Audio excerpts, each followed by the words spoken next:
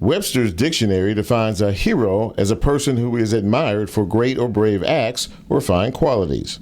At first glance, David Leake is a quiet and unassuming man. That is, until one fateful night. It was about 8:30, 9 o'clock Sunday evening, and I decided to go for my jog that I usually do 2-3 times out of a week, sometimes 4. And upon arriving there, I noticed I pulled right beside a car, and there was a guy already on the asphalt. He was on all fours, and his girlfriend was right beside him, trying to coax him to get in the car.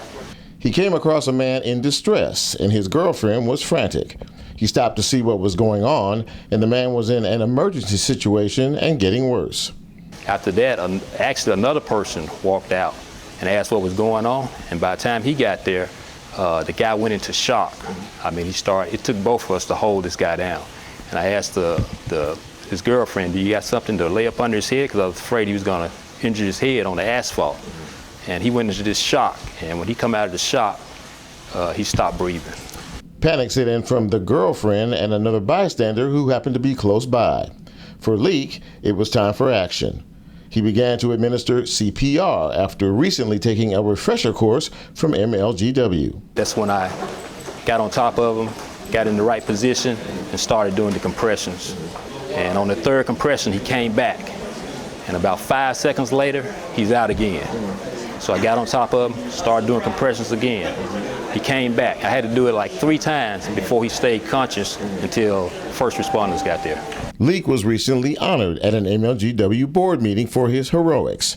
He was just glad to be in the right place at the right time. His supervisor was not surprised when he heard about his hero colleague. I'm not surprised at all it was him, just because knowing him and his nature is, man, he's worried about everybody else, you know, and that's the cool thing about it.